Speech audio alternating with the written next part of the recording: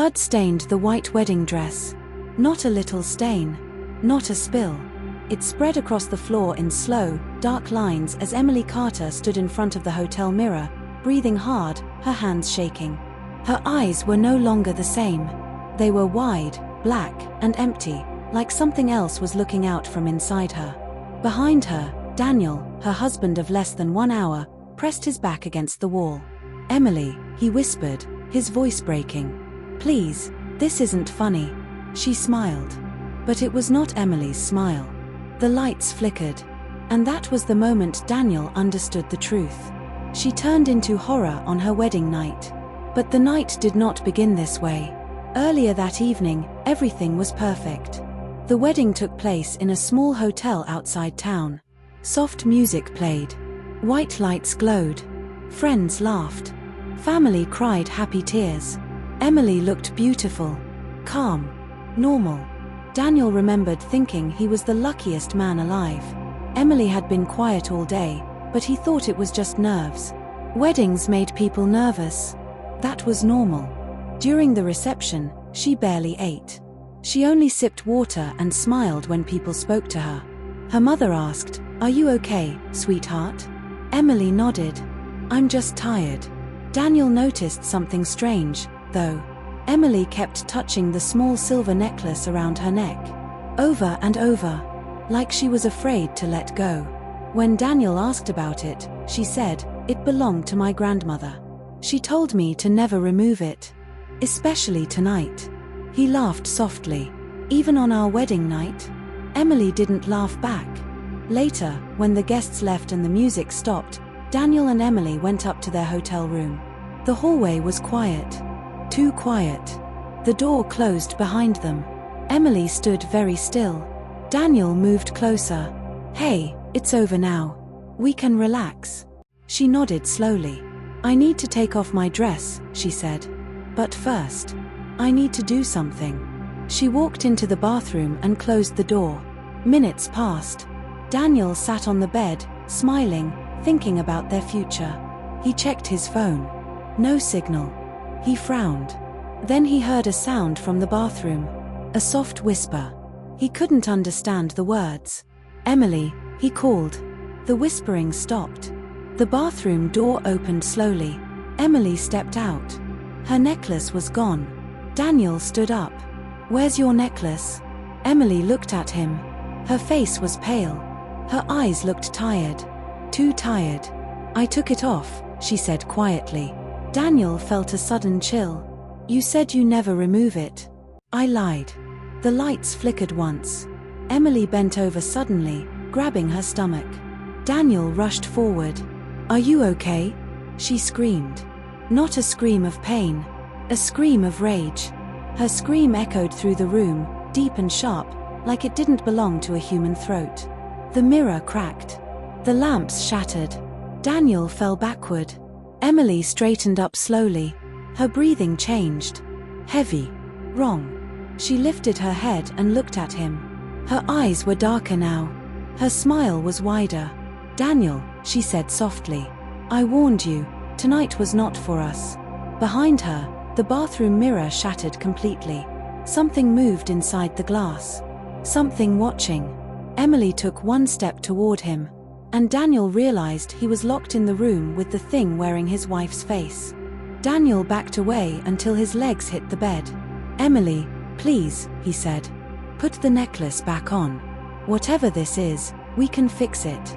She tilted her head, studying him like he was something new. "The necklace was a lock," she said calmly. "Not protection. A lock." Daniel's heart pounded. A lock for what? Emily's smile faded. Her voice changed. It sounded older. Heavier. "For me." The bathroom door slammed shut on its own. The lights went out, then flickered back on, dim and blue.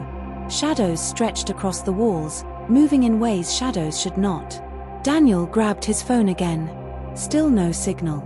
"Emily," he whispered, "I love you." For a moment, her face changed. Her eyes softened. Her lips trembled. "I know," she said quietly. "That's why this hurts." She turned away from him and walked to the window. Outside, the parking lot was empty. The hotel looked asleep. Normal. Safe. I was born with it, she continued. Whatever this thing is. My grandmother had it too. So did her mother. It waits. It sleeps. And it wakes on nights like this. Daniel took a slow step forward. Weddings? Yes, Emily said. A binding night. A promise night. A night when doors open. The lights flickered again. From the bathroom, something knocked. 3 slow knocks. Daniel froze. Emily whispered, "It followed me here." The knocking grew louder. The bathroom mirror cracked from top to bottom. Daniel ran to the door and pulled the handle. Locked. "Help," he shouted, banging on the door. "Please. Someone." No answer. The knocking turned into scratching. Then a voice came from behind the bathroom door. It sounded like Emily. "Daniel, open the door." He spun around. Emily was still by the window. "That's not me," she said firmly. "Don't listen." The scratching became violent. The door shook. Daniel covered his ears. "Make it stop." Emily closed her eyes and screamed. The room shook. The knocking stopped instantly. Silence returned. Emily collapsed to her knees. Daniel rushed to her side. "Emily." She looked up at him, tears running down her face. "I can't hold it much longer." Taking off the necklace woke it fully. "Where is it?" he asked desperately. She pointed to the sink. "Down the drain." "I dropped it." Daniel stared. "Then what do we do?" Emily grabbed his hand tightly. "You have to leave." "I'm not leaving you." She shook her head hard. "If you stay, it will take you too." The lights went out completely. When they came back on, the room had changed. The walls were covered in dark symbols. The mirror showed a reflection that did not match their movements. In the reflection, Emily stood alone. And she was smiling. Daniel pulled away from the mirror, shaking. "That's not real." Emily screamed in pain and fell forward. Her body twisted unnaturally. Her voice broke into 2 sounds at once, hers and something deeper. "I'm losing control," she cried. "Daniel, please." The hotel phone rang. Once. Twice. Daniel answered with shaking hands. "Hello." A cold voice replied, "Congratulations on the wedding." The line went dead. The bathroom door exploded open. Darkness poured out like smoke, filling the room, wrapping around Emily's legs. She screamed Daniel's name as the shadows climbed higher. Daniel grabbed her arms, pulling with all his strength. "Let go," she shouted. "It wants me." The shadow rose behind her, tall and shaking, its shape forming inside her reflection. Emily looked at Daniel one last time. Her eyes were no longer hers. "I'm sorry," she said. The lights shattered. The room filled with screaming. And Emily disappeared into the darkness. The lights came back on. Daniel was alone. The hotel room looked normal again. No symbols. No shadows. No broken mirror. Just a quiet room with a white bed and a wedding jacket lying on the floor. "Emily," he whispered. No answer. He ran to the bathroom. Empty. No broken door. No smoke. The mirror was clean, showing only his scared face staring back. Daniel stumbled backward. No, no, no. He checked the window. Still closed. The door. Unlocked now. It was like nothing had happened. Then he saw it. On the floor, near the bed, was the silver necklace. Dry. Cold. Untouched. Daniel picked it up with shaking hands. The metal felt heavier than before, like it carried a weight inside. A memory hit him. Emily's grandmother. The old woman's warning during the rehearsal dinner. She carries something old, the woman had said quietly. Love helps. But love alone is not enough. Daniel hadn't understood then. Now he did. The hotel phone rang again. Daniel froze. It rang a third time. He slowly picked it up. Hello. A familiar voice answered. Soft. Tired. Daniel, it's me. His heart dropped. Emily. I don't have much time, she said. Listen carefully. Where are you? He begged. Inside, she replied. Not the room. Inside the mirror. Inside the promise. Daniel didn't understand, but he listened. It feeds on vows, Emily said. On forever. On the moment a life changes. Daniel swallowed. How do I get you back? Silence. Then, you have to break the promise. Tears filled his eyes. What promise? Our marriage, she said. If you don't, it will never let me go. Daniel's hands shook. His voice cracked. I can't do that. I know, Emily whispered. That's why it chose tonight. The mirror behind him slowly darkened. Daniel turned. In the reflection, Emily stood behind him. Her wedding dress was torn. Her eyes were empty again.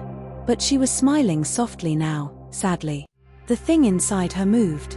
Daniel raised the necklace. If I put it back on you. It's too late for locks, Emily said. Only doors now. The mirror began to crack. A deep voice spoke from Emily's mouth. Forever was promised. Daniel closed his eyes. I take it back, he said loudly. I break the vow. I release you. The room shook. The voice screamed. Emily screamed too. The mirror shattered outward, exploding into light.